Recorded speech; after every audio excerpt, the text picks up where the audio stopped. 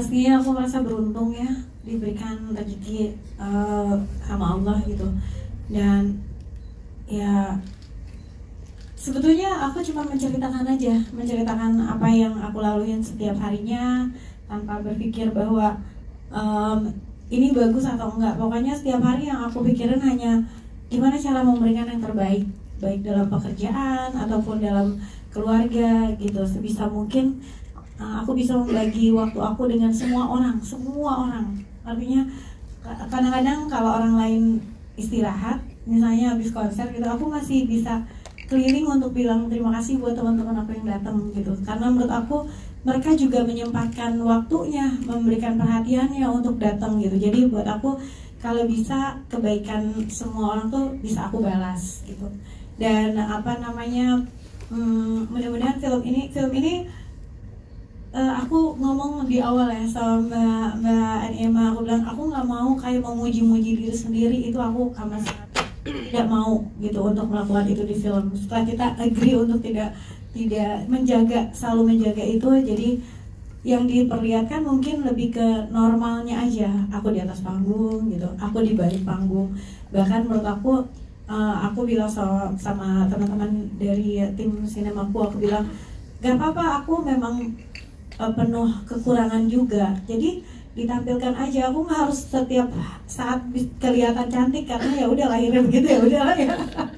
Jadi kayak nggak usah gitu. Tapi yang pasti biarkan semua orang juga jadi bisa belajar bahwa musisi itu cukup berat ya. Maksudnya bukan cuma musisi, aku yakin ya, yang ada di industri hiburan itu namanya juga penghibur kan. Jadi kalau penghibur itu artinya kewajibannya adalah menghibur gitu. Jadi ketika kita jadi penghibur, kita udah oke sebagai penghibur, berarti kita harus cukup harus mengedepankan orang lain, membuat mereka senang, baru itu yang dibilang bahwa kita adalah penghibur yang baik. Buat aku sih mungkin itu ya. Jadi ketika aku sulit pun ya udah di depan semua orang yang datang ke konser aku, ke panggung aku gitu, mereka harus happy. Gimana caranya ya? Kalau mereka lihat aku sedih, pasti aku sedih kan. Jadi aku memang harus kelihatan happy.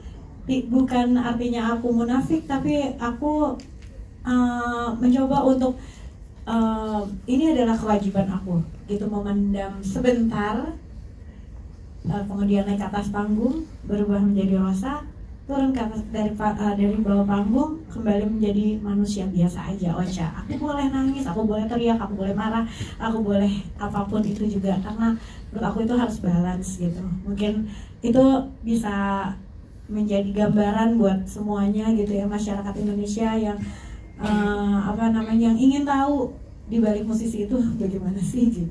Ya, sebelum kita ke teman-teman media, satu pertanyaan lagi, all access yang tadi kita lihat di sini beneran all access. Salah satunya adalah kita dengar dan lihat bersama dari sosok Rizky.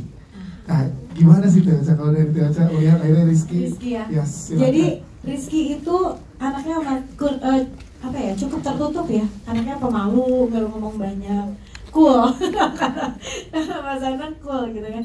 Dan dia itu dari dulu emang tidak terekspos banyak. Mungkin teman-teman media kalau mau wawancara sama Rizky kan, aku jarang memberikan gitu ya, mungkin teman-teman tahu supaya karena anaknya memang memilih untuk lebih baik ya, jadi dialah gitu, nggak berat sebagai public figure.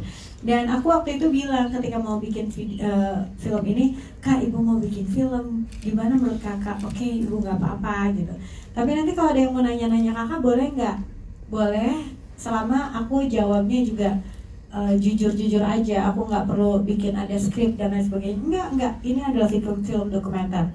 Jadi kakak boleh jawab apapun juga kakak yang mau kakak ungkapkan, silahkan, aku bilang gitu.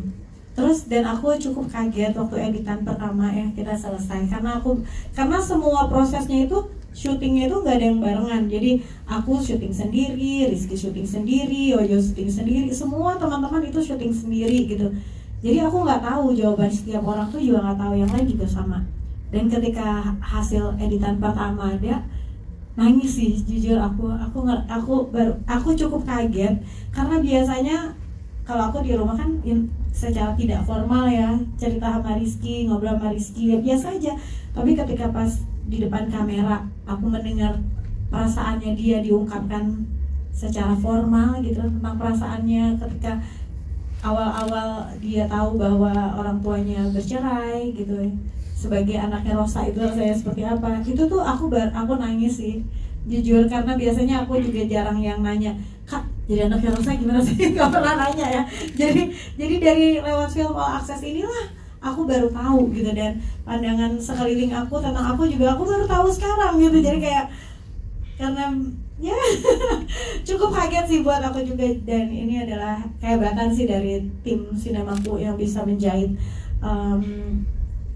episode jadi kayak scene by scene-nya itu menjadi sebuah alur yang luar biasa jelas. Jadi buat aku film dokumenter ini mudah-mudahan tidak membosankan ya, karena takutnya kan kalau dokumenter itu ada takut ke situnya, tapi ini mudah-mudahan bisa dinikmati gitu. Yes, itu ya. Tepuk tangan dong untuk Velsa.